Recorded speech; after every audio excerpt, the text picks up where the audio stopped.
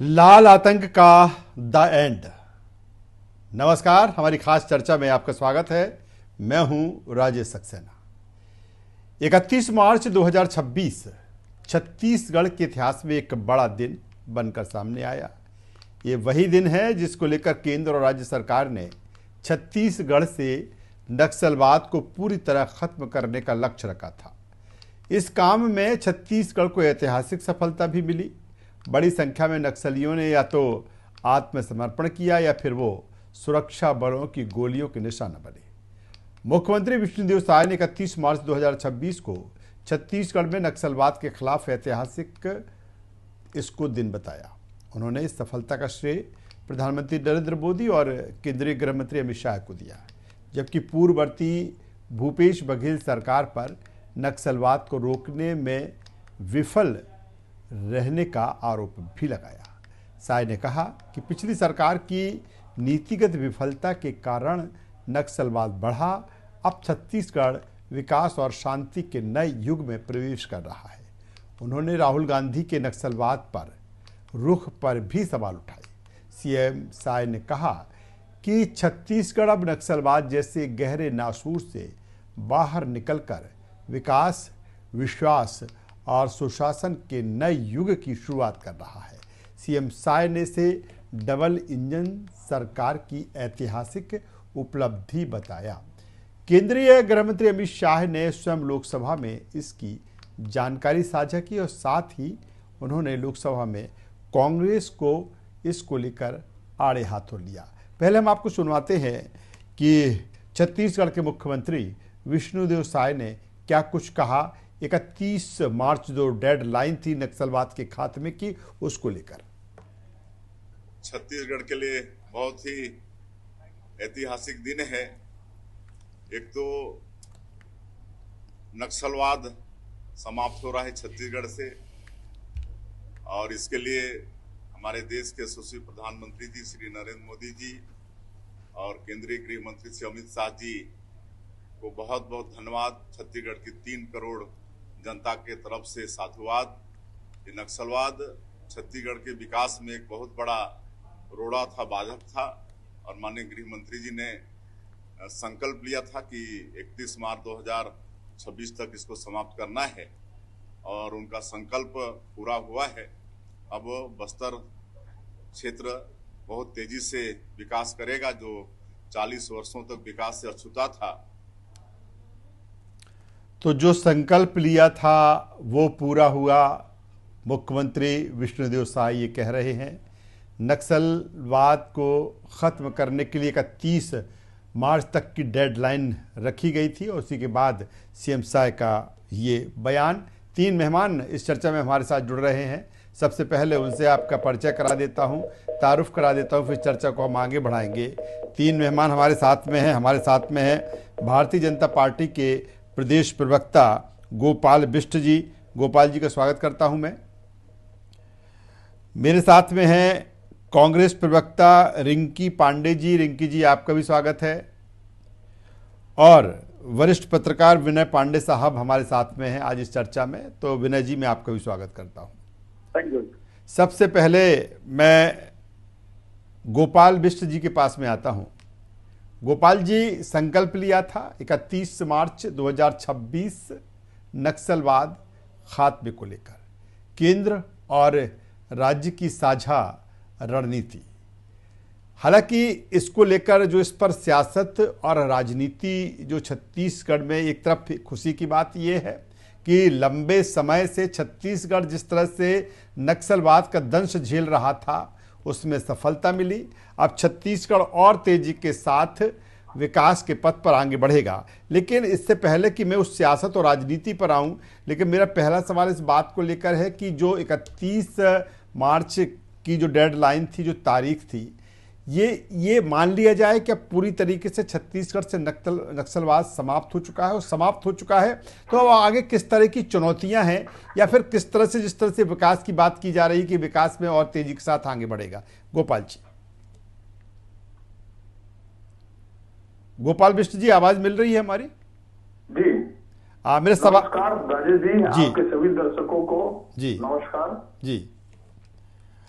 मेरे आपको 31 मार्च के डेडलाइन को लेकर के जो प्रश्न किया है जी उसका एकदम सीधा और स्पष्ट करनी है हमारा कि हमने जो संकल्प लिया था अगस्त 2024 में उस संकल्प की पूर्ति के लिए हम संकल्पित होकर के इस कार्य को किया, एक नीति, रणनीति और शक्ति के साथ जो कांग्रेस के पास नहीं थी।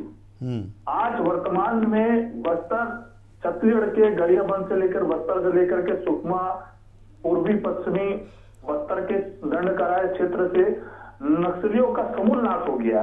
कुछ एक नक्सलियों की गिनती जो हमको जानकारी में प्राप्त हुई है, जैसे कांकेर क्षेत्र से, वो नक्सलियों की भी शिनाख्ती हो गई है और वह भी शस्त्र की आज की स्थिति में शस्त्र डाल करके समर्पण की स्थिति में है और हमारे वहां पे शिविर लगे हुए हैं। मैं ऐसा समझता हूं कि इस दिशा में जो सरकार ने जो दृढ़ इच्छा शक्ति के साथ और जितनी लगनता से शासन, प्रशासन, पुलिस विभाग, सीआरपीएफ जितनी मुस्तैदी से कार्य किया है, ये प्रशंसनीय है। और इसकी जितनी जी बोलिए गोपाल जी। इसकी जितनी प्रशंसा की जाए उतना कम है। मैं कहता हूं इसमें पक्ष विपक्ष सबको अभिनंदन करना चाहिए, सरकार का धन्यवाद करना चाहिए कि इतनी मजबूती से, इतने दृढ़ इच्छा के साथ ये कार्य को किया है। और रही बात ये विचारों को लेकर के जो कहते हैं नक्सलवाद, शस्त्र संघर्ष समाप्त हुआ, मैं कहता हूं शस्त्र संघर्ष के साथ विचारों का भी दमन हुआ है। ये जो विचारों की बात करते आ रहे थे, ये भोले भाले आदिवासी जनजाति समाज को बरगला करके इस माओ के क्षेत्र में प्रेरित करते थे अलग अलग तरीके से।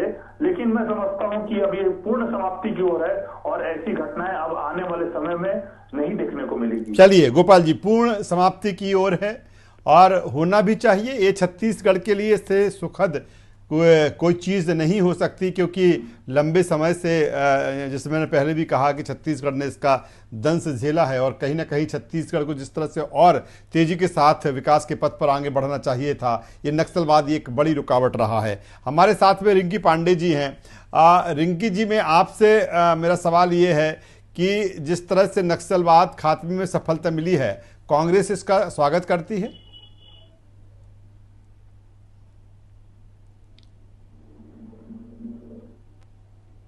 रिंकी पांडे जी, आवाज मिल रही है मेरी? जी आपकी आवाज जी हेलो जी बोलिए। हम ये कह रहे हैं कि नक्सलवाद के खात्मे का स्वागत हर कोई करना चाहता है, लेकिन उस पर राजनीति हो ये कोई नहीं चाहता है। और भाजपा लगातार इस पर राजनीति ही करते आई है। अगर इस पर वो सही बात करती तो वो ये क्यों नहीं बताती कि क्या जो उनके जो उनके गृह मंत्री हैं, जिन्होंने वक्तव्य इस प्रकार का झूठा वक्तव्य दिया है, तो वो जब छत्तीसगढ़ आते थे और के यहाँ पर जब कांग्रेस की सरकार थी तो वो हमारे भूपेश बघेल सरकार की इतनी तारीफों के पुल क्यों मानते थे नक्सलवाद को लेकर के कि बहुत अच्छा कार्य भूपेश सरकार में किया जा रहा है, और आज वो इस तरीके की बात कर रहे हैं। दूसरी बात, अगर उनके अनुसार अगर नक्सलवाद मुक्त पूरा प्रदेश हो चुका है तो क्या वो अपने वादे पर पूरे करेंगे? 1-1 करोड़ देने का वादा जो उन्होंने कहा था कि प्रत्येक गाँव को जो नक्सल मुक्त होंगे उन्हें 1 करोड़। निश्चित रिंकी जी, निश्चित। दूसरी बात मैं आपको ये बता दूं कि कांग्रेस की सरकार में 80% की कमी आई थी नक्सलवाद पर। आप बात करते हैं कांग्रेस सरकार ने इतने तेजी से आदिवासियों के लिए बेहतर कार्य किया था, जो कि 15 साल में भाजपा की सरकार कुछ भी नहीं कर पाई थी। 25 साल में यहाँ 18 साल तक भाजपा की सरकार कायम थी। अंत में 4 साल भी यहाँ केंद्र में भी भाजपा की सरकार थी, तब भी उन्होंने नहीं किया था। यहाँ पर भूपेश सरकार ने रणनीति बनाकर कार्य किया था। पहला उन्होंने विश्वास में लिया, दूसरा नक्सलियों के पीछे हटने पर तेजी से विकास कार्य किए। राशन कार्ड, स्वास्थ्य सुविधा, स्कूल, वन अधिकार पट्टा इत्यादि दुनिया भर के कार्यों को उन्होंने किया था। नक्सल प्रभावित गांवों से 600 गांव को खाली कराया था उन्होंने। अब आपको बताऊं, लेकिन रिंकी जी वो कह रहे हैं, रिंकी जी आप तथ्यात्मक बात करिए, भावनाओं से नहीं, सच्चाइयों पर कुछ बात करिए। वो कह रहे हैं भारतीय जनता पार्टी कह रही है कि जो रिंकी जी, गोपाल जी मैं रिंकी जी वो कह रहे हैं, भारतीय जनता पार्टी कह रही है कि जो दृढ़ इच्छा शक्ति, जो संकल्प भारतीय जनता पार्टी ने दिखाया, चाहे वो केंद्र की मोदी सरकार हो या राज्य की सरकार हो, वो कभी दृढ़ इच्छा शक्ति कांग्रेस में नहीं रही। कांग्रेस तो स्वयं कई केसेस उन्होंने ऐसे उदाहरण दे दिए कि माओवाद की समर्थक रही है। देखिए, मैं बता दूं आपको, 2003 में जब बस्तर में 2003 में जब भाजपा की सरकार थी तो बस्तर में नक्सलवाद 3 ब्लॉक तक था। इनके शासनकाल में 15 साल के अंदर 14 जिलों में हो गया। ठीक है, आपको और एक बात बताऊं कि जब गृह मंत्री शाह जी से एक चीज का जवाब देना मांगिएगा आप कि नक्सलियों को मदद कौन कर रहा था, कौन कर रहा था उनको मदद? केंद्र में जब मनमोहन सिंह की सरकार थी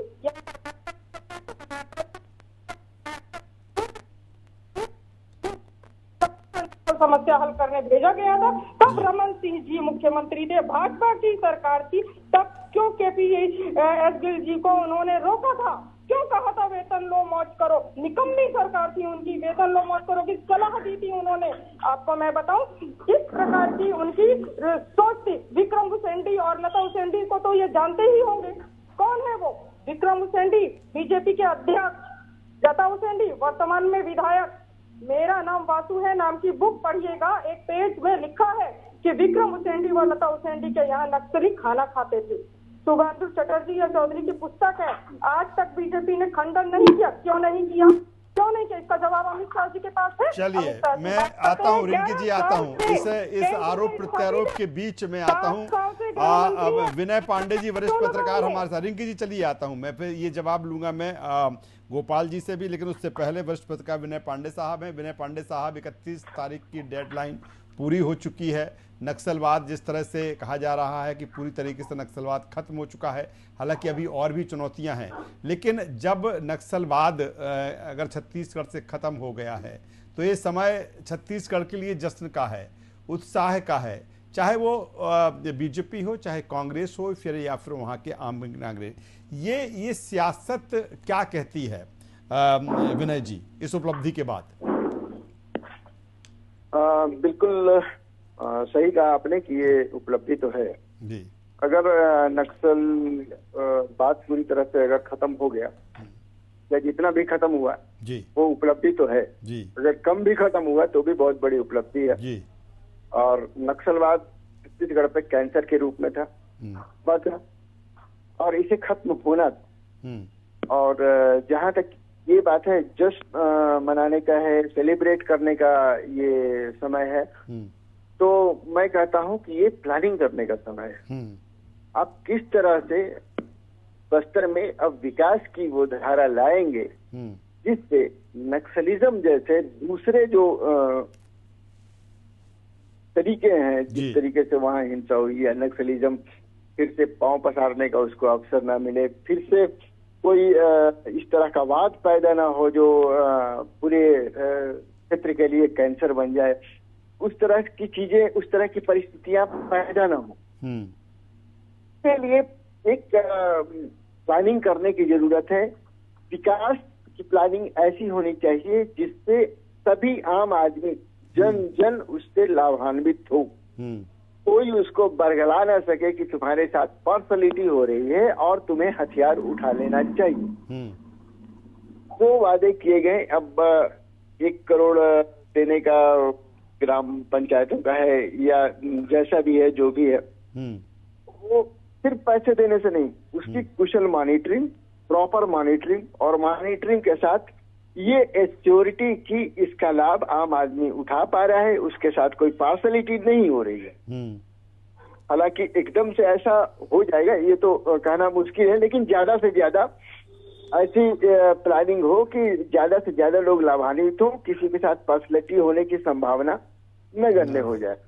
तो ये चीजें हैं, वो चीजें होनी चाहिए अब जो हो रही है। और जहां तक कांग्रेस और भाजपा का सवाल है, ये स्टेट और सेंटर का एक्चुअली अफेयर होता है, उनका एक रिलेशन होता है कि कैसे दोनों मिलजुल करके इस तरह के जो बड़ी चीजें हैं उसको अचीव कर पाए, और उसके लिए जरूरी होता है दोनों के बीच में व्यापक कोऑर्डिनेशन, और ये इस समय व्यापक कोऑर्डिनेशन देखने को मिली है। और चाहे 15 साल भाजपा की सरकार हो, चाहे फिर बीच में भूपेश बघेल जी की सरकार हो, ये कोऑर्डिनेशन नहीं थी, उसकी कमी थी। और जैसे बंगाल में लालगढ़ में नक्सली को समाप्त किया गया था, आपको याद होगा 2008-9 की बात है ये, जब वहाँ समाप्त हुआ तो उस समय भी सेंटर में केंद्र की सरकार थी और उस समय वहाँ कम्युनिस्टों की सरकार थी बंगाल में। तो जब दोनों का बीच में कोऑर्डिनेशन हुआ, दोनों के बीच में बहुत अच्छा वो हुआ, तो लालगढ़ से भी नक्सलवाद समाप्त हुआ था। यहाँ से भी आज नक्सलवाद समाप्त हुआ है और ये बहुत खुशी की बात है, अचीवमेंट है सरकार की। सरकार सेलिब्रेट करे उसका, वो पूरा अपने तरह से वो ले, पूरी तरह से उसका जो जिम्मेदारी है उसको ले, सेलिब्रेट जितना करना है उनको करें। लेकिन ये है कि आगे की तरफ देखने की भी जरूरत है। बिल्कुल, बेहतर बात विनय जी आप कह रहे हैं, सेलिब्रेशन होना चाहिए। और अब जो आपने कहा, काफी अहम बात आपने कही कि अब आपको प्लानिंग की जरूरत है, आपको प्लान बनाने की जरूरत है। और प्लान के साथ में एक चुनौती भी है, क्योंकि जो चाहे पुनर्वास जो नीति रही है और उसके चलते जिस तरह से तमाम सारे नक्सलियों ने आत्मसमर्पण किया। गोपाल जी, किस तरह से अब आगे प्लानिंग रहेगी? हालांकि मैं चाहता हूं कि जो विनय जी ने कही उसी बात को मैं आगे बढ़ा देता हूं, किस तरह की प्लानिंग रहेगी और क्या अब ठीक है आपने एक पुनर्वास नीति लेकर आए, तमाम हजारों की संख्या में नक्सलियों ने आत्मसमर्पण किया, अब उनका पुनर्वास, या फिर जो रिंकी जी जिस तरह से सवाल खड़े कर रही थी जिस बात को लेकर 1 करोड़ रुपए देने की बात को लेकर, ये क्या है अब एजेंडे में सरकार की? हमारे देश के यशस्वी गृह मंत्री अमित शाह जी ने सदन से लेकर के बड़े बड़े मंचों में इस बात को सार्वजनिक रूप से कहा है। राजेश जी, आपको भी ध्यान में होगा कि बस्तर भारत की विकास से क्यों दूर है। बस्तर के नागरिकों को अनाज मिलना चाहिए, बस्तर के नागरिकों को खाता मिलना चाहिए, बैंक अकाउंट होना चाहिए, बस्तर के नागरिकों को शिक्षा मिलना चाहिए, बस्तर के नागरिकों को विकास की उस मूल धारा पे क्यों नहीं आना चाहिए। ऐसे तमाम बातों का उल्लेख कई बार माननीय गृह मंत्री जी ने किया है और उसी दिशा में सशक्ति के साथ इस कार्य में तेजी से राज्य सरकार, केंद्र सरकार और स्थानीय पंचायत सरकार, तीनों पंच से लेकर के पार्लियामेंट तक विकास की राह पे, बस्तर की विकास की राह पे बहुत तेजी से कार्य करेगी। और मैं समझता हूं जो आत्मसमर्पित नक्सली है वो सरकार की योजनाओं के साथ जुड़ करके देश के विकास में हाथ बटाएंगे। चलिए, देश के विकास में और छत्तीसगढ़ के विकास में हाथ बटाएंगे। रिंकी जी जवाब दे दिया है उन्होंने कि जो हमने कहा है, जो वादा किया है, जो हम पुनर्वास नीति लेके आए, जो हमने नक्सलियों से कहा है, जिस तरह से रेड कारपेट हमने बिछाया, वो सब कुछ हम करने वाले हैं। फिर कांग्रेस को शक और शुभा क्यों? क्या इसकी आधिकारिक घोषणा करेगी? शायद सरकार अब इस बात की घोषणा कर रही है कि प्रदेश में नक्सलवाद पूर्णतः समाप्त हो चुका है। क्या ये करेंगे? क्या ये इसकी गारंटी लेंगे कि अब प्रदेश में नक्सली हिंसा जो आरोपी हैं, क्या उनको सजा मिलेगी या उनको सरकार माफ कर दे? ऐसा हो पाएगा? अब क्या बस्तर में किसी निर्दोष का खून नहीं? अब बस्तर का आम आदिवासी मरा नहीं था। अगर नक्सलवाद समाप्त हो गया है तो राज्य सरकार ने अभी तक बस्तर से कितने सुरक्षा बलों को कैंप हटाना शुरू कर दिया? ये तो आरोप तो ये बहुत तेजी से लगा देंगे। अब अगर खत्म हो चुका है, खात्मा हो चुका है प्रदेश से, तो क्या ये सब चीजें कबूलेंगे? ये आधिकारिक घोषणा करे पूरे प्रदेश में कि अब ऐसा कुछ होगा नहीं, यहाँ पर कोई हिंसा नहीं होगी, प्रदेश एकदम नक्सल मुक्त हो चुका है, आपको बेखौफ होकर घूम सकते हैं? नहीं, वो कह तो रहे हैं राजेश जी, रिंकी जी के लिए सवाल आपको होना चाहिए। सर, आप भी जानते हैं कि आधिकारिक घोषणा करने में और कहना तो इनका जुमला साबित हो जाता है ना। कहने की बात अगर मानते हैं नहीं, रिंकी जी वो कह रहे हैं, उन्होंने तो संकल्प लिया ना। उन्होंने एक तरफ नक्सलवाद खात्मे का संकल्प लिया, वो जो कह रहे हैं कि वो दृढ़ इच्छा शक्ति आपके पास में नहीं थी, हमारे पास में थी, हमने वो काम किया, और अब जो उसकी चाहे पुनर्वास नीति के तहत जो तमाम सारी चीजें कही गई हैं वो हम पूरा करेंगे। और सबसे बड़ी बात है डेवलपमेंट को लेकर, चाहे बस्तर का डेवलपमेंट हो, चाहे वो प्रभावित क्षेत्र जो वर्षों से रहे उनका डेवलपमेंट हो, तो एक पूरी कार्य योजना के साथ वो आगे बढ़ रहे हैं। तो इसमें कहां से कांग्रेस को मतलब साफ है कि 31 तारीख जो इनकी डेडलाइन थी उसमें ये पूर्णतः सफल नहीं हो पाए। अगर ये पूर्णतः सफल हो पाते तो ये तुरंत अभी के अभी आधिकारिक घोषणा करते कि अब हमारा प्रदेश पूरी तरह नक्सल मुक्त हो चुका है, यहाँ के लोगों को डरने की आवश्यकता नहीं है। लेकिन ये असफल है, ये केवल इस नाम से राजनीति करना चाह रहे हैं। तो क्या कांग्रेस ये मान रही है कि नक्सलवाद खत्म नहीं हुआ है छत्तीसगढ़ से? बिल्कुल, अभी अगर खत्म हो गया है तो ये इन चीजों को पूरा करे जो जिनकी घोषणा इन्होंने पहले की थी। पहली चीज 1 करोड़ रुपए का रास्ता देख रहे हैं पूरे गांव वाले जो मैं गोपाल जी जवाब दे दीजिए, छोटा सा मैं बिना जी से मिलूंगा क्योंकि वक्त की कमी है। गोपाल जी आप ही जवाब दे दें। देखिए राजेश जी, कांग्रेस की मानसिकता नक्सलवाद पे राजनीति और वकालत करने के अलावा कुछ नहीं है। नक्सलवाद जैसे गंभीर विषय पर इन्होंने कभी भी एक अच्छी नीति के साथ, रणनीति के साथ कोई कार्य नहीं किया। जनता ने इनको नकारा। हमने बड़े मजबूत और दृढ़ इच्छा शक्ति के साथ कार्य किया। मैं इनको एक विषय याद दिला देना चाहता हूँ कि माननीय इंदिरा गांधी जी ने राष्ट्रपति चुनाव के समय में 1970 के समय की बात है, मनमोहन सिंह ने स्वीकार किया था इस बात को कि कश्मीर से लेकर के नॉर्थ ईस्ट तक आंतरिक सुरक्षा माओवादी की सबसे बड़ी चुनौती है। इस बात को मनमोहन सिंह जी ने स्वीकार किया था, और ना हो तो गूगल मार करके चेक कर ले। मेरी कही हुई बातें इनकी सरकार थी, तभी उन्होंने ऑपरेशन ब्लू स्टार के मास्टर पूर्व। चलिए मुझे लगता है कि अब ये इस डिबेट से चीजें बाहर निकल रही हैं। वक्त की कमी है, मैं जिसे छोटा सा कमेंट चाहूंगा। चलिए मैं दोनों में मेरा अनुरोध है, वक्त की कमी है, मैं विनय जी से कमेंट ले लेता हूँ। आप आसाम से लेकर के बंगाल से लेकर के बिहार से लेकर के झारखंड से लेकर के तमाम राज्य, तेलंगाना, आंध्र प्रदेश, छत्तीसगढ़, महाराष्ट्र, मध्य प्रदेश, ऐसे तमाम राज्यों में इनके संरक्षण में खुले हैं। हमने इनकी फैलाई हुई चीजों को हमने समाप्त करने का काम किया है। तो आज कांग्रेस के लोगों को तकलीफ हो रही है। 25 मई की घटना।